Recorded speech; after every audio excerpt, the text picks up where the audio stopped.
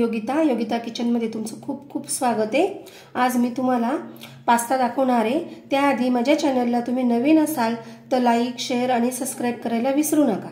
गाजर, श्रावण घेवडा, शिमला मिरची, कांदा, टोमॅटो, आलं लसूणची पेस्ट, हिरव्या मिरचीचे तुकडे, कोथिंबीर आणि कोबी घेतलेला आहे कापून।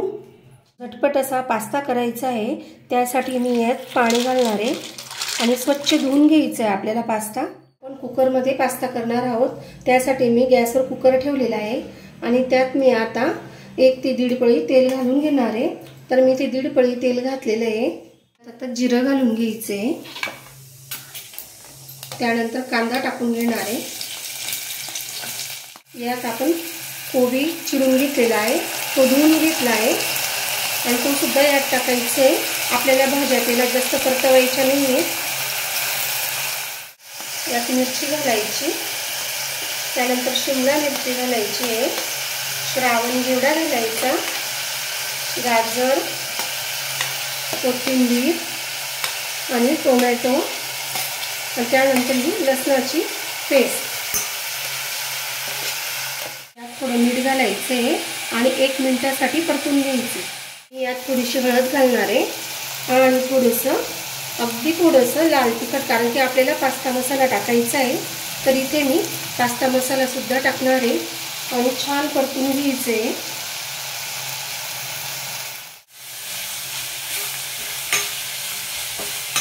पास्ता मी 2 पाण्याने धुवून आणि 10 मिनिटासाठी पाण्यात ठेवलेला होता। पास्ता आता कुकरमध्ये टाकून घ्यायचा आहे। आपल्याला झटपट पास्ता रेसिपी तयार करायची आहे, म्हणून आज आपण इथे कुकरचा वापर केलेला आहे।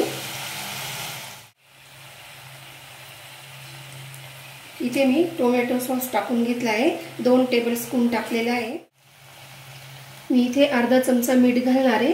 मिठाचं प्रमाण कमी ठेवायचं आहे, कारण की पास्ता मसाल्यात पण मीठ असतं। जेव्हा आपण कांदा तळतो त्यावेळेला सुद्धा मीठ घातले, म्हणून मी इथे अर्धा चमचाच मीठ घालणार आहे।